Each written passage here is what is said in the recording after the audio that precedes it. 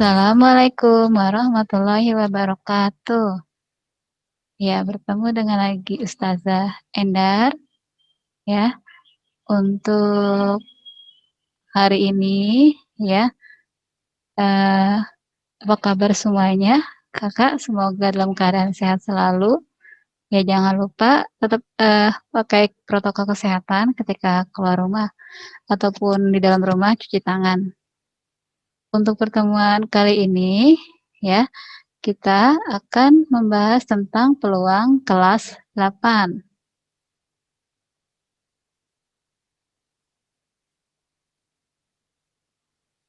Nah, peluang kelas 8. Adapun kompetensi dasar menjelaskan peluang empirik dan teoretik suatu kejadian dari suatu percobaan.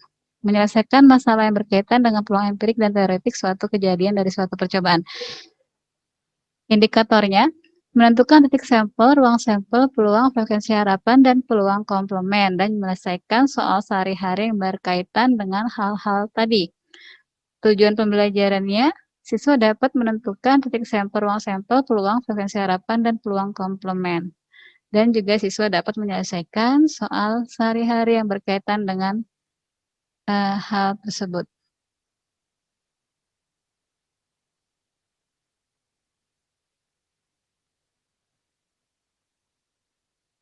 Nah, yang pertama, pengertian percobaan ruang sampel dan titik sampel. Percobaan atau kejadian yaitu suatu kegiatan yang dapat memberikan beberapa kemungkinan. Ini contohnya pada pelemparan dadu pada permainan ular tangga dan melemparkan koin mata uang. Ya, kemudian ruang sampel adalah himpunan dari semua hasil yang mungkin pada suatu percobaan atau kejadian. Contoh, pada pelemparan sebuah dadu, maka ruang sampelnya adalah S sama dengan dalam kurung mata dadu 1, mata dadu 2, mata dadu 3, mata dadu 4, mata dadu 5, dan mata dadu 6.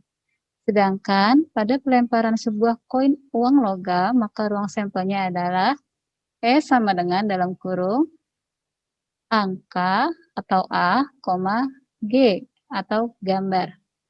Titik sampelnya adalah anggota-anggota dari ruang sampel atau kemungkinan-kemungkinan yang muncul.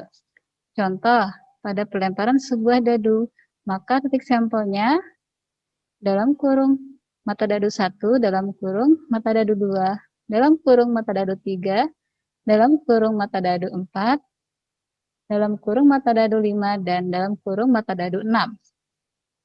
Nah, sedangkan pada pelemparan koin uang logam, titik sampelnya adalah dalam kurung A untuk angka dan dalam kurung G untuk gambar. Menyusun anggota ruang sampel. Menyusun anggota ruang sampel dengan mendaftar. Nah, ini jika kita melemparkan dua buah koin sekaligus, maka akan ada yang menjadi koin pertama dan koin kedua. Dan pada sekali pelemparan tentu akan hanya satu yang muncul, angka atau gambar saja. Nah, pada pelemparan dua koin sekaligus, ya di sini hasilnya yang mungkin terjadi dari percobaan tersebut adalah A, G, G, A, A, A, G, G. Ya. Atau kita bisa tulis menjadi ruang sampel dalam kurung, pakai kurung kerawal, dalam kurung A, G, tutup kurung, koma, dalam kurung G, A, koma, dalam kurung A, A, dan dalam kurung G, G. Titik sampelnya itu kita menyebutkannya satu persatu, satu pasang ya tadi ya, tanpa menggunakan kurung kerawal.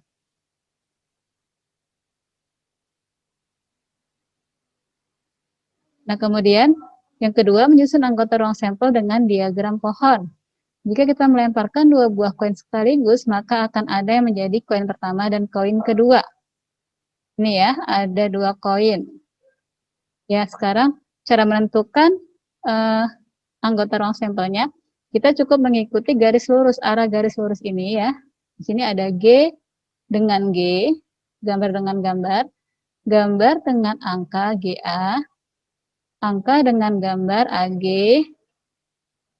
angka dengan angka A, A. Atau kalau misalkan digambarkan dengan tabel, ini sini ada yang menjadi mata uang 2 dan ada yang menjadi mata uang 1. Mata uang 1 ini baris A dan G, sedangkan mata uang 2 ini membentuk kolom A dan G. Kemudian banyak anggota ruang sampel di sini karena dia 2 koin, jadinya 2 kali 2 sama dengan 4. Ya. Anggota ruang sampelnya yaitu A, A, G, G, A, dan G, G. Nah, bagaimana dengan melempar 3 buah koin sekaligus?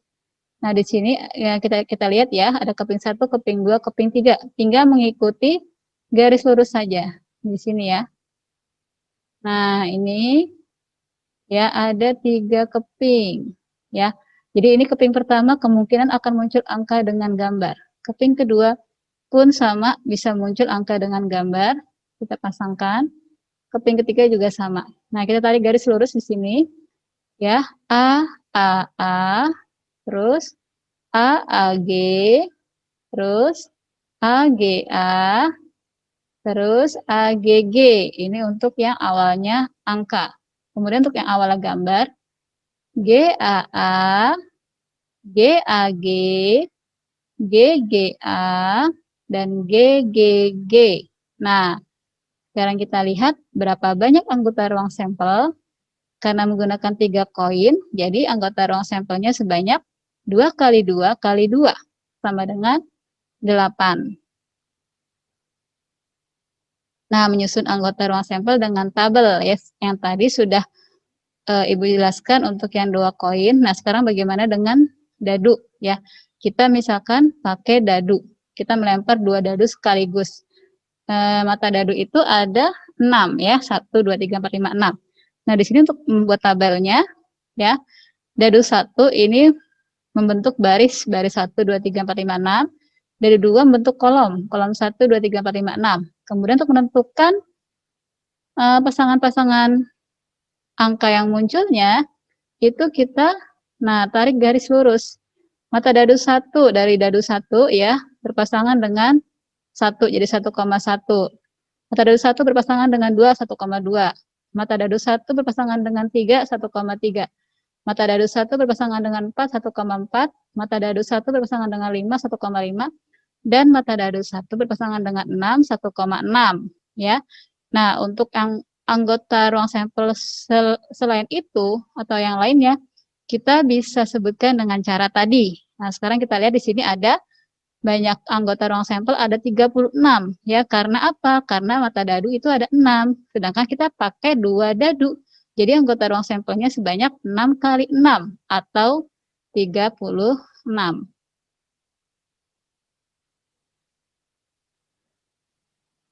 Nah, kemudian kita peluang ya.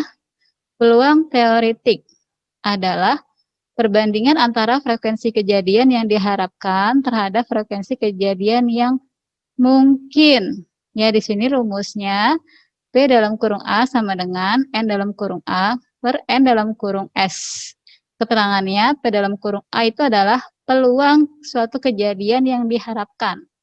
Terus NA itu banyaknya anggota kejadian yang diharapkan. Berapa ya? Kemudian NS ini banyaknya anggota ruang sampel seluruhnya. Kita lihat contoh. 2 buah dadu hitam dan merah dilempar bersama-sama. Peluang munculnya dadu pertama bermata 3. Nah, kita lihat di sini. Di baris dadu pertama bermata 3. Ada berapa? 1, 2, 3, 4, 5, 6. Ya, ingat. Angka pertamanya harus 3 semua, karena yang diminta mata dadu pertama bermata 3. Nah, ada 6. Jadi, di sini NA-nya ada 6. Nah, NS-nya berapa? NS-nya adalah jumlah seluruhnya, yaitu 36. Maka, peluang munculnya mata dadu pertama bermata 3, yaitu 6 per 36.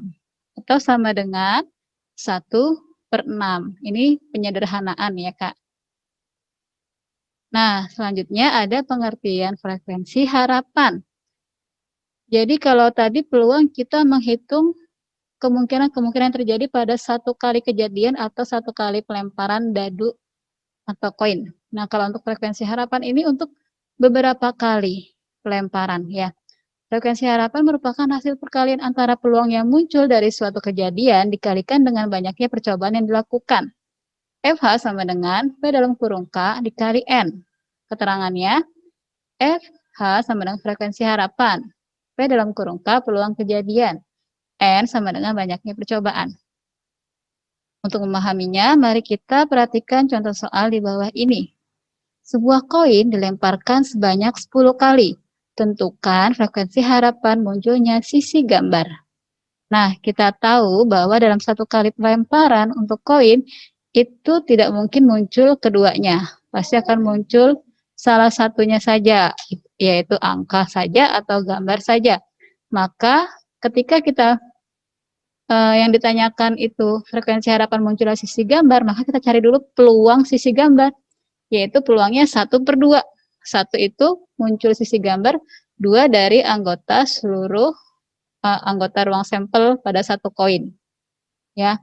Kemudian pelemparannya 10 kali, berarti frekuensi harapannya sama dengan setengah dikali 10, yaitu sama dengan 5. Jadi frekuensi harapan muncul sisi gambar yaitu sebanyak 5 kali. Nah, kemudian peluang komplement suatu kejadian. Nah, di sini peluang komplement suatu kejadian merupakan peluang suatu kejadian yang berlawanan dengan suatu kejadian yang ada, ya. Suatu kejadian A merupakan himpunan dari semua kejadian yang bukan A. Komplement dari kejadian A ditulis dengan A pangkat C. C ini komplement. Suatu kejadian dan komplemennya selalu berjumlah 1. Artinya suatu kejadian bisa saja terjadi atau tidak akan terjadi. Sehingga dapat dirumuskan P dalam kurung A tambah P dalam kurung A pangkat C sama dengan 1. Ya. Atau rumusnya P dalam kurung A pangkat C sama dengan 1 dikurang P dalam kurung A. Contoh soal, Andi melemparkan sebuah dadu bermata 6. Hitunglah peluang Andi untuk tidak mendapatkan sisi dadu 3. Ya, di sini kita harus tahu dulu berapa peluang munculnya sisi dadu 3. Ya, misalkan di sini diketahui peluang muncul sisi dadu adalah 3/6. Ya, 3/6. Berarti peluang untuk tidak mendapatkan sisi dadu 3 yaitu 1 dikurangi 3/6. Sama dengan, nah di sini kan penyebutnya 6. Jadi untuk 1 ini kita rubah dulu menjadi penyebut 6. Sehingga menjadi 6/6 dikurangi 3/6. Penyebut sudah sama, tinggal pembilangan kita kurangi. 6 dikurangi 3 sama dengan 3/6. Ya, semoga dari yang Ibu jelaskan tadi bisa dipahami dan bermanfaat buat kita semua. Ya, alhamdulillah. Ya, semoga Kakak bisa paham dan jangan lupa mengerjakan soal yang ada di link e-learning ya, akan di-share. Terima kasih, saya ucapkan semoga bermanfaat. Jangan lupa jaga kesehatan, tetap semangat ya. Wassalamualaikum warahmatullahi wabarakatuh.